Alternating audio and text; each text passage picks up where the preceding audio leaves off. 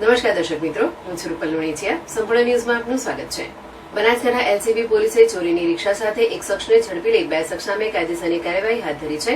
Banaskantha LCB PSI PL Ahir, સ્ટાફના પ્રધાનજી વિષ્ણુભાઈ જોરાવરસિંહ, મુકેશભાઈ Shihori police station વિસ્તારમાં પેટ્રોલિંગમાં હતા. તે સમય દરમિયાન પાટણ રોડ ઉપર વાહન ચેકિંગ દરમિયાન એક શખ્સ સીએનજી ઓટો રિક્ષા લઈ આવતો હતો, જેની આગળ પાછળ નંબર પ્લેટ ન હતી, જેથી તેને રોકાવી માલિકી બાબતે પૂછપરછ કરતા આધાર પુરાવા માંગતા તેની પાસે ન હોવાનું જણાવતા તેણે યુક્તિ પ્રયુક્તિથી પૂછતા તેના કબજામાં રહેલ ઓટો રિક્ષા તેને સદુભા ગજુભા ડાભી, રહેઠાણ હેમાણી પાટી, શિહોરી, તાલુકો કાંકરેજ ભાડાપેટે ચલાવવા આપી છે એમ એકબીજા ઉપર આરોપ કરતા રિક્ષા ચોરી કે છળકપટથી મેળવી હોય અસલ માલિકનો સંપર્ક કરતા ઓટો રિક્ષા રાજકોટ શહેરથી ચોરાયેલ હોવાનું જાણવા મળ્યું હતું, જેથી પોલીસે રિક્ષા કિંમત રૂપિયા 1 લાખ ગણી કબજે કરી રમેશભાઈ વિજુભાઈ વાઘેલા, રહેઠાણ ખેતરવાસ વડા, તાલુકો કાંકરેજ અને દસુભા ગજુભા ડાભી, રહેઠાણ હેમાણી પાટી, શિહોરી, તાલુકો કાંકરેજ સામે કાયદેસરની કાર્યવાહી હાથ ધરી છે.